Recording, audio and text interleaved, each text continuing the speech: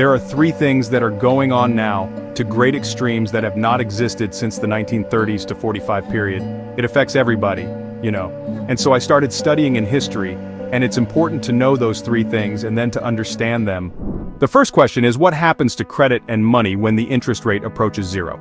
You must have purchasing power. Although they can't tax it, the government needs purchasing power. As a result, the central bank creates a lot of debt, which it then purchases with money it generates.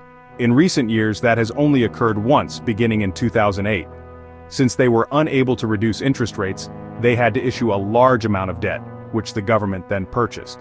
Okay, and we're coming to the end of a debt cycle.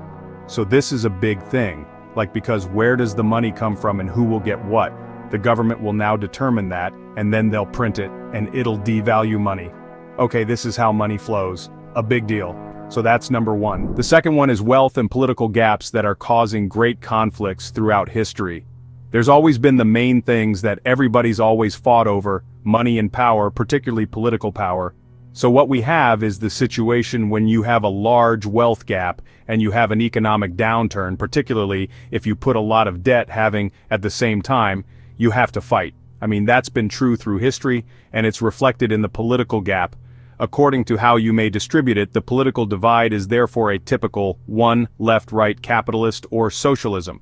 How are you going to handle that situation? That turns into the other and the way you fight. The second of the two is that the political divide over wealth is fueling the conflict, and it is occurring at a time when we are struggling financially. With fictitious funds, we are printing and distributing it. The rules were set in the United States, basically. That's why the United Nations is in New York, the World Bank and the IMF are in Washington, D.C., because we began the American century. Then we are now at a time we've never had somebody, another power, challenge perhaps in the same way. There was the Soviet Union, but they were always a fraction of the size economically, so couldn't compete on that same basis. They had nuclear weapons, but they didn't have the economic power, and so on. But now we're dealing with China coming on as a power. I spent a lot of time in China over the last 36 years, by the way, and I admire how they're doing a lot of things. I mean, I know it's controversial to say that, but in terms of they're a power. Whoa, since I started going there, their average income has increased by 30 times, so they're a comparable power and they're also growing faster. And so that has an effect. Okay, you either resolve it or you start fighting so badly that you really, once you cross a certain line, there's no coming back because you do the damage. You demonize and that person's such an enemy, or that class of people is such an enemy that the communication's gone in the fight. Well, you see this in politics today. In other words, is there a respect for the system and a mutual respect of trying to resolve these types of things? Or will they go to any lengths to win? Because a constitution or law will only carry you so far? Okay, there has to be an element of respect for it. Right, if you think about it, I want to distinguish there's big differences in opportunities. So let's say supposing you have two people of comparable opportunities. The marshmallow test is you take your kid and you say, okay, you can have one marshmallow now, or you could have two marshmallows in 15 minutes if you don't eat the first one. Once you start to realize that deferred gratification is going to make you better and so on, and you start to count how many days, weeks, months, or years can I live if I don't have money come in, and you start to focus in on that, that's the first step. Okay, like the marshmallow test. So, I want to save. You got to start there. Then if you do that, you're necessarily going to go save in what? And then you'll start to get exposure to how these things are different. Okay, then you start to care. I can have one of these and one of those, and you start to experience, and then you start to learn. So you start to, okay, what's a stock? What's a bond? And then, you learn through experiences. I've learned through my experiences. I started when I was a kid, 12. I used to caddy, and I took my caddying money and I put it in the stock market, and I was lucky. What happened to me, by the way, is I took my caddy money and I bought the only company that I ever heard of that was selling for less than $5 a share, and I was really dumb. I thought I'll buy more shares. So if it goes up, I'll make more money. And it was the only company. It was a company that was about to go broke, but some other company acquired it and it tripled. And I thought that was an easy game, and I like easy money, but you experiment and you learn. You're at $100 and you spend $105, that's misery. If you earn $100 and you spend $95, you'll have a good life. I started studying in history, and I found out the same thing happened on March 3rd, 1933. Roosevelt did the exact same thing for the exact same reason, leading to the exact same result. studying past periods that didn't happen in my lifetime, like we haven't been through a war before, and we haven't been through a civil war, and we haven't been in the circumstances. So the three big things that are happening in our lifetimes that we have not been through before are: 1. The creation of an enormous amount of debt and printing of money to monetize the debt. 2. The large internal conflict that we are having, populism of the left and populism of the right, and values differences that are producing a conflict.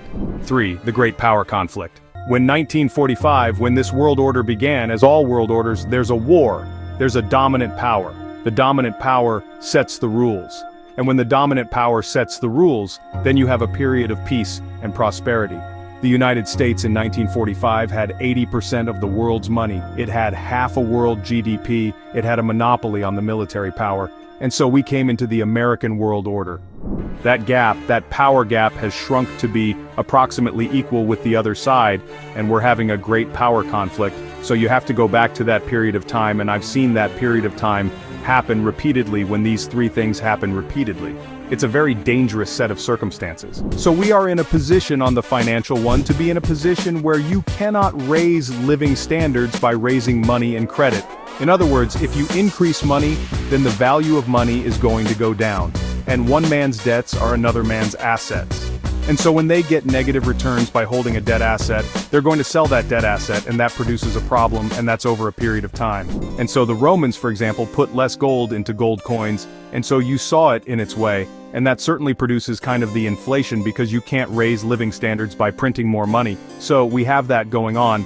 And so there's that dynamic of where is the storehold of wealth. The purpose of a currency is two purposes: a medium of exchange and a storehold of wealth. A storehold of wealth means you buy its debt and its assets and you can save in it.